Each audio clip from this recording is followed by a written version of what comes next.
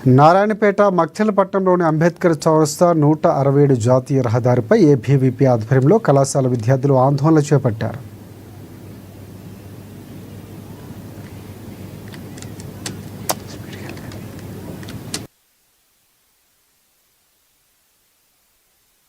పెండింగ్లో ఉన్న scholarships, fee reimbursement బకాయిలు వెంటనే చెల్లించాలని డిమాండ్ చేశారు. సీఎం రేవంత్ రెడ్డి చొరవ తీసుకున్న వెంటనే తమ సమస్యలు పరిష్కరించాలని పలువురు విద్యార్థులు కోరారు.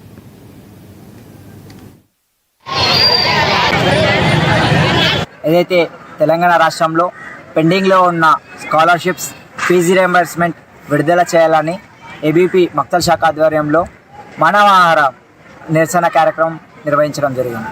ఏదైతే తెలంగాణ రాష్ట్రం కొత్త ప్రభుత్వం ఏర్పడి కూడా 20 నెలలకు పైగా అయినా సరే ఇప్పటి వరకు తెలంగాణ రాష్ట్ర ప్రభుత్వం విద్యాశాఖకు విద్యామంత్రిని నియమించలేదు.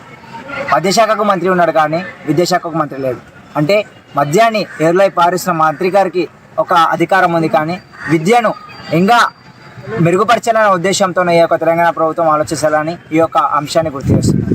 ఏదైతే తెలంగాణ రాష్ట్రంలో ఫీజు రీయింబర్స్మెంట్, స్కాలర్షిప్స్ విడుదల చేయలేదని ఉద్దేశంతో నిన్నగాక మొన్న ప్రైవేట్ యాజమాన్యాలు కూడా బంధుకు పిలుపునడం జరిగింది. ఆ యాజమాన్యాలకు మాత్రమే 600 కోట్లు ఫస్ట్ ఇయర్ నుంచి చదువుతున్నాము, కానీ మాకు స్కాలర్షిప్ పడడం లేదు.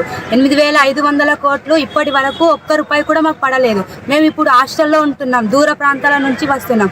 హాస్టల్ నుంచి రావడానికి కూడా ఏమీ లేవు. హాస్టల్లో ఫుడ్ కూడా బాగాలేదు, అసలు నీళ్ళ చారు పెడుతున్నారు. హాస్టల్లో ఇప్పుడు మేడం వాళ్ళు స్కాలర్షిప్ పైసలు పడలేదని మమ్మల్ని ఇప్పుడు పైసలు అడుగుతున్నారు. 15,000 మేము ఇప్పుడు మేడం వాళ్ళకి ఇవ్వాలి.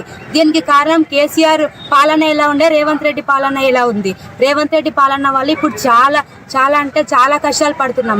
మా అమ్మ వాళ్ళు పైసలు కట్టలేకనే ప్రభుత్వ జూనియర్ కళాశాలకు పంపిస్తున్నారు. కానీ మేము హాస్టల్కి వస్తే హాస్టల్లో ఫుడ్ కూడా బాగాలేకుంటుంది. కానీ ఇప్పుడు హాస్టల్లో మేము పైసలు కూడా కట్టాలి. 85,000 కోట్లు స్కాలర్షిప్ పైసలు మాకు వెంటనే విడుదల చేయాలని రేవంత్ రెడ్డి గారిని కోరుకుంటున్నాం.